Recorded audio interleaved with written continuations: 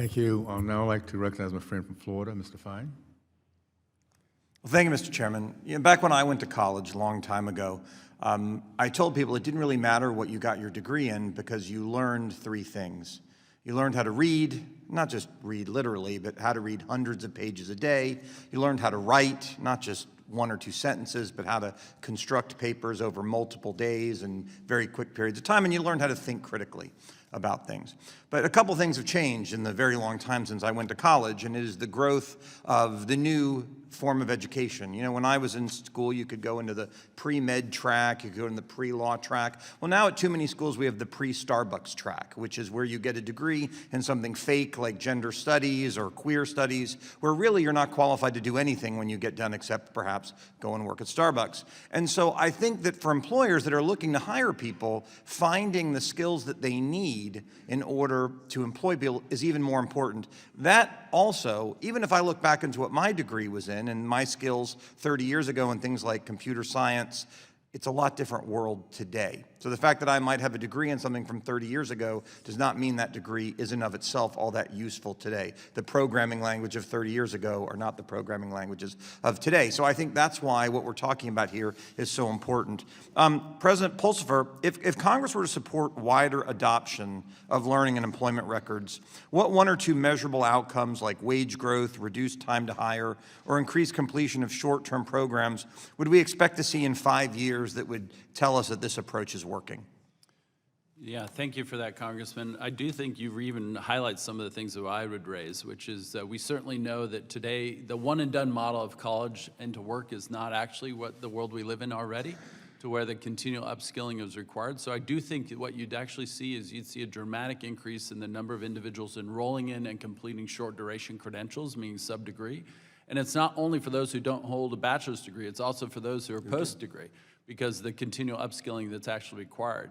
You would also see manifest what we even saw in a recent survey of over 3,100 employers, which is employers themselves are already recognizing that both experience and micro-credentials have significant value in signaling that you're ready to possess the competencies and skills needed for the job. Then another metric you would see was what percentage of the individuals that are being hired or promoted into jobs that are not holding a bachelor's degree, but are being actually hired on the basis of experience or an upskilling credential, et cetera. You'd also see that. But most importantly, to your point, I do think you'd actually see significant economic mobility among a broader swath of the workforce population, rather than only in the top quartile. You'd see it across the whole quartile, because you'd see economic mobility across the whole.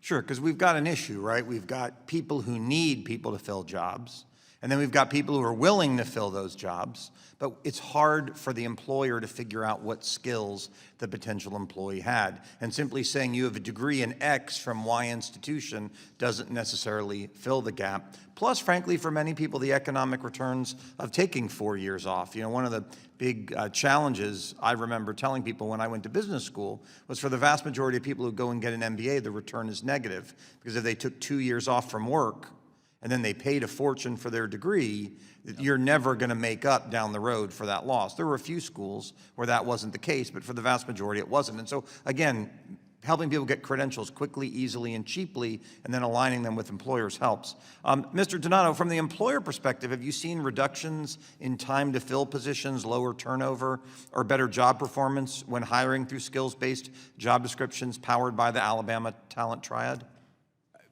I think the return on that is too early, but what we are hearing from employers is having validated LERs, validated skills, does help them to move through the process quicker. We are still working through opportunities where they are using multiple job boards, using the talent triad, using different scenarios to determine what those look like. But all employers are very much in favor of understanding the talent pipeline in a more sophisticated way, understanding where those credentials and skills are coming from, and making sure that the programs that are being invested in align with their needs. And that's ultimately, I think, where this is all moving towards in a very fast and equitable way. Great. Well, look, I think what we're talking about to some degree is a Cliff Notes.